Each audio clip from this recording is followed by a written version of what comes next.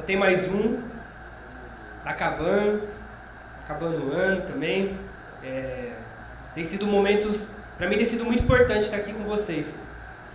Quem está vindo pela primeira vez? Opa, sejam bem-vindos aí, quem está chegando, a casa é nossa. A gente está aqui para conversar, né, sobre a questão racial e suas implicações. Agradece, hein? Muito bom.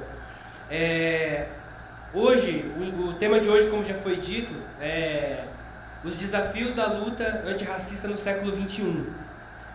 E aí, tem uma coisa para a gente pensar, porque para falar de desafio, a ideia do encontro de hoje é ser um encontro meio que conclusivo, né? Então, falamos de um monte de coisa, mas e aí? E o Kiko?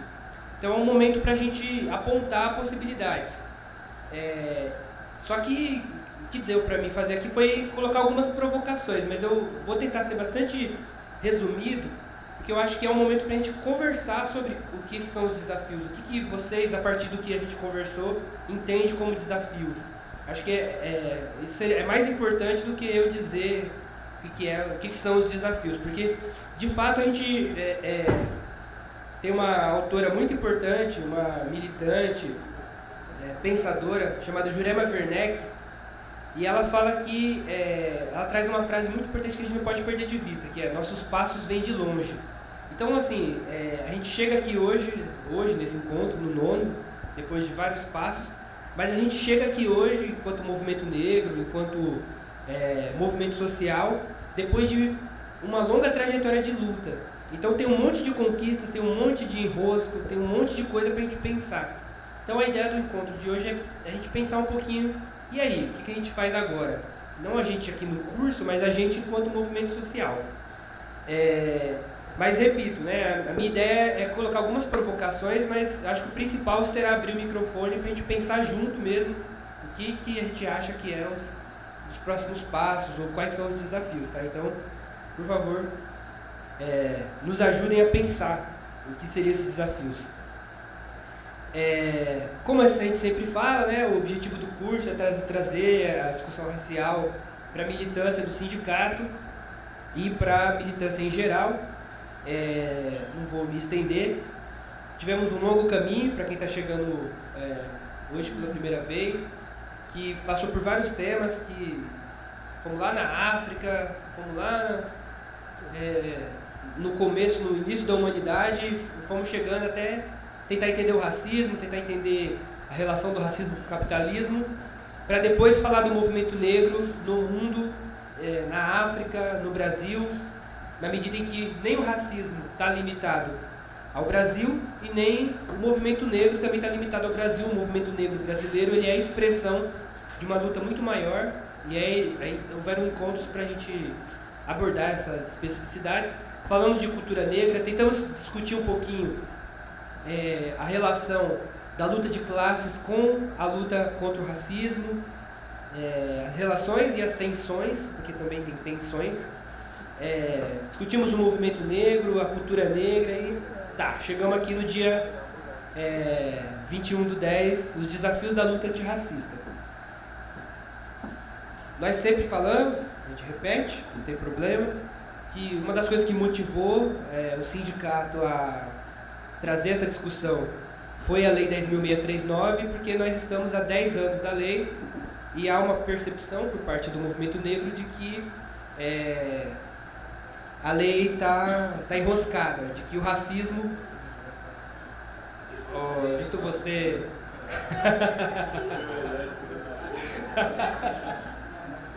Ô, louco! Então vamos lá. Então, só para lembrar que há uma percepção por parte da Comissão de Igualdade Racial do Sindicato, mas que é uma opinião do movimento negro, de que, passados 10 anos da lei, poucas coisas têm sido realizadas, poucas ações têm sido realizadas, e que é nosso papel, a partir daí, pensar o que a gente faz enquanto movimento. E aí, a ideia desses encontros é discutir, fazer formação política, formação teórica, pessoal, mas sobretudo... Como é que é, Mano Brown? O objetivo é fazer a formação político-teórica, mas é, sobretudo, também pensar, enquanto movimento social, o que a gente faz a partir dessa realidade que a gente tem, né? Então, a Lei 10.000 é uma lei que altera a LDB, que é a legislação máxima da educação, e ela torna obrigatório o ensino da história e cultura brasileira nas escolas, não só pelos professores de história, mas por todos os professores possíveis, que vão do ensino infantil até a faculdade, de acordo com a lei. E, enfim, nós sabemos aí o quão pouco a lei está sendo colocada na prática. Mas a gente discutiu, falamos da lei, falamos que a lei está amparada por uma legislação, por uma série de mecanismos que garanta a sua execução, como é o caso das diretrizes curriculares nacionais para a educação das relações étnico-raciais, esse normão que está ali, mas que são documentos que as escolas deveriam ter como Bíblia, mas ainda são documentos bastante desconhecidos na escola. Então, resumindo o que a gente tem falado aqui durante esses 9 meses já dá para nascer já, né? É que essa lei ela só vai mudar na medida que nós começarmos a fazer pressão, desde a pressão coletiva até a pressão individual, pegando o caderno do filho, conferindo e indo lá conversar com a professora e etc. Ou professor. Bom, antes de mais nada, Calazans pediu para apresentar aqui que está o Dr. Renato e o Dr. Marcelo, do jurídico do sindicato, está o pessoal do Centro Cultural Solano Trindade, o pessoal da FEM, da Federação e Confederação da CUT, é isso? E do Sindicato Metalúrgico de São Carlos. Aí, um salve. Quem não está mencionado também, sintam-se abraçados aí, estamos juntos. Beleza? Vamos lá? Então lá, o texto que está aí como apoio para vocês, quem não pegou no intervalo pegue, não vai dar tempo de ler agora, não adianta sair correndo mesmo. Os desafios de eliminar o racismo no Brasil, a nova institucionalidade do combate à desigualdade racial, do Alexandre Ciconello.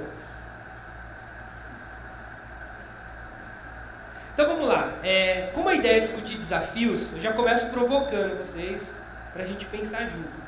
Porque pensar desafios implica olhar para trás, mas ao mesmo tempo avaliar onde estamos. Ao avaliar onde estamos, a gente precisa pensar inclusive na complexidade da nossa situação. O racismo ele não está isolado, o racismo ele se relaciona com uma série de outros elementos, que vai da luta de classes até a homofobia, que vai da pobreza até o machismo.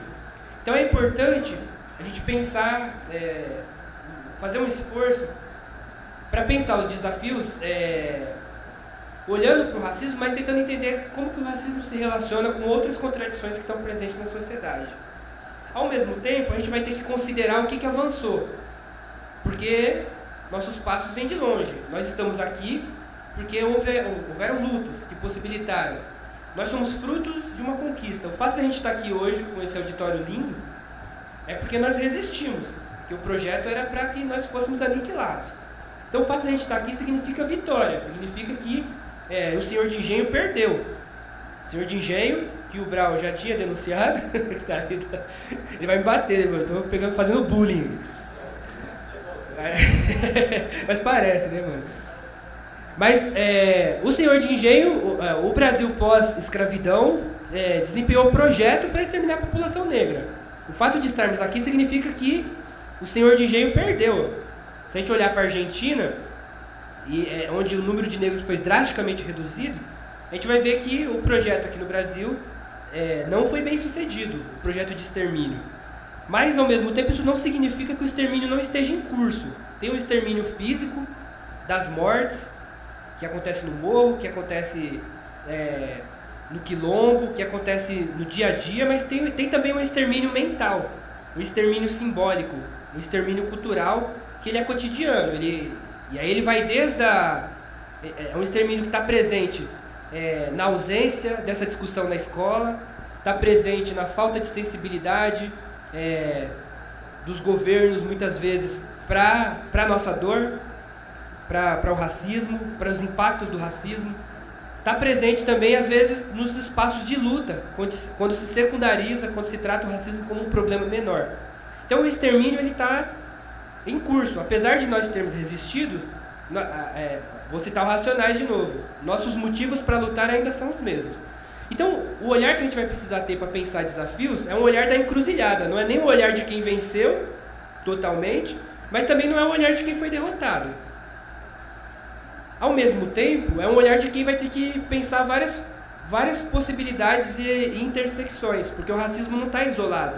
O racismo se articula com o machismo, com a homofobia, com a pobreza, com a miséria, com o capitalismo, com os grandes meios de comunicação, e aí vai virando um bolo que gera essa sociedade que nós temos aí, que os nossos filhos estão crescendo.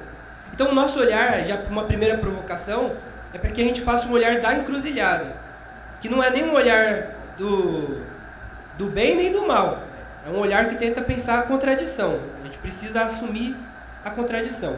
Então essa é a primeira provocação aqui para o nosso olhar ocidental. A gente estava conversando aqui no comecinho, a sociedade ocidental separa tudo em caixinha e organiza tudo harmonicamente, mas a vida é muito mais dinâmica. E o desafio para a gente pensar o racismo é inclusive entender essa dinâmica do racismo. Esse é um ponto. Um outro ponto é que pensar a luta antirracista obriga a olhar para o racismo. A luta antirracista só faz sentido porque existe racismo. Se não tivesse racismo, a gente já está conversando sobre outras coisas. A gente já está, talvez, só confraternizando, só apreciando a nossa beleza, que é cultural, que é física, Mas o racismo atua como um problema concreto na nossa vida. Então isso nos obriga, para pensar a luta, olhar para como que o racismo se desenvolve. Só que o racismo não é o racismo que tinha há 200 anos atrás na escravidão, não é mais o mesmo hoje. Aliás, a nossa luta provoca transformações na realidade, que obriga também o racismo a se reorganizar. Então, um ponto importante para a gente considerar aqui na hora de olhar desafios é que o racismo também vai se moldando, também vai se readequando, também vai ganhando novas formas. E é fundamental olhar para essas novas formas, porque senão, às vezes, o inimigo aparece como amigo, e o amigo como inimigo.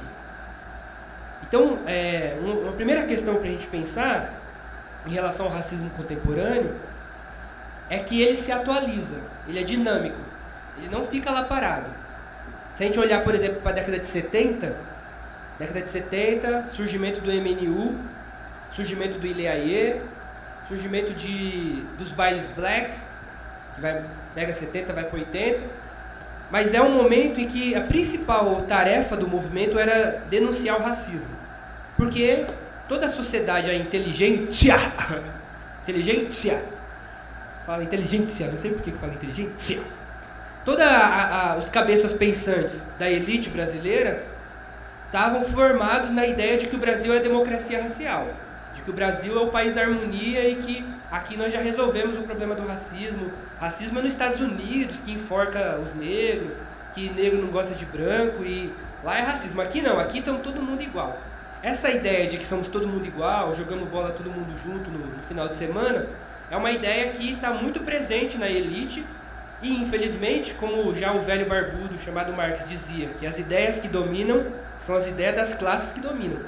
Essas ideias da democracia racial também permearam a esquerda, também estão presentes na esquerda. Muita gente valorosa da esquerda aprendeu a olhar o Brasil com a ideia de que, bom, o racismo não é um problema tão grave. Então, o principal problema na década de 70 era denunciar o racismo, além dos vários outros, além de sobreviver, além de valorizar a cultura, além de um monte de coisa, denunciar o racismo era a principal tarefa. Nós não estamos mais na década de 70, estamos em 2013. Mas o interessante é que a gente ainda precisa denunciar o racismo. O trágico da história é que tem gente que está, no mínimo, 30 anos atrasados. No mínimo porque o movimento negro já denuncia o racismo desde sempre. Começou na década de 70 também. Nossos passos vêm de longe, né? Mas o que é interessante é que o racismo se atualiza, a ponto da gente vivenciar um problema, o retorno de quem nunca foi. Quase igual as tranças do rei careca. Eu estou ficando calvo, eu sou careca cabeludo, é um paradoxo. Mas aqui não é um paradoxo não, é o racismo brasileiro. Porque a gente sempre teve que lidar com esse problema. Toda vez que o movimento negro se articula, toda vez que o movimento negro começa a criar desgastes nas relações de poder, o argumento é, ah não, mas veja bem, aqui não é tão racismo, você está vendo coisa onde não tem, etc. Aliás, quando teve o debate das cotas, e está passando abaixo assinada aí, pelas cotas raciais. Quando teve o debate das cotas, o principal argumento contra as cotas era que, bom, é as cotas que vai criar um problema no Brasil. Como se o problema não existisse. Como se a gente ir lá na USP lá, e não ver esses rostos lindos aqui, não fosse um problema. Como se o problema que a gente estivesse criando é o movimento negro ao pedir as cotas. Então, o mito da democracia racial é um problema que, embora já foi questionado lá pelo Florestan Fernandes, na década de 50, é um mito que ainda permanece. E, a partir da década de 2000, dos anos 2000, com o fortalecimento das reivindicações negras, esse mito retorna, sem nunca ter ido embora. Um outro problema para a gente pensar, ainda olhando para o racismo, depois a gente vai falar de luta negra, é o racismo institucional. Porque esse conceito, racismo institucional, é importante para a gente. Porque ele tenta entender que o racismo não está só quando eu falo assim, ah, aquele neguinho é um macaco. Ah, não gosto daquele neguinho. Não gosto de negro. O racismo está presente mesmo quando eu falo assim, nossa, eu amo negro, minha avó, minha tataravó é negra, jogo futebol no fim de semana, mas eu sou um gestor e não desenvolvo uma política pública que atende às necessidades da população. Isso é racismo institucional. O racismo institucional ele está presente independente da vontade dos indivíduos. Ele está presente quando o serviço público ele falha na capacidade de chegar até todo mundo. Quando eu tenho uma lei 10.639, linda, mas eu vou na escola e a diretora não conhece. O projeto político-pedagógico da escola não tem nada falando de África. Isso é racismo institucional. Quando eu vou no hospital e não tem quesito cor, que não possibilita fazer um diagnóstico para saber quais são as doenças mais para negro, mais para branco. Então, o racismo institucional está na polícia. Quando a polícia treina o tiro ao alvo, ele treina num ambiente que simula uma favela. Então, por mais que o cabo, o tenente, seja negrão, seja do movimento negro, enquanto a polícia estiver treinando num ambiente que simula a favela, e aquele papelão que é o alvo simula um boné virado para trás, eu tenho o racismo institucional aqui. Então, o racismo institucional ele vai muito além de eu gosto ou não de negro. Então, essa é uma ideia importante, que a gente precisa estar atento, porque agora, nesse momento em que algumas demandas do movimento negro passam a ser institucionalizadas, o Estado assume, vai ter política quilombola, política para a educação, de equidade racial na educação, política de equidade racial na saúde, política de equidade racial no trabalho. Quando a gente consegue driblar o mito da democracia racial, a gente esbarra no racismo institucional, que às vezes uma coisa alimenta a outra. Um outro problema que eu já falei aqui, que está presente hoje, que a gente vai ter que lidar com isso, é essa dimensão do genocídio, físico e mental. É físico, porque quando mata negro, o Datena comemora.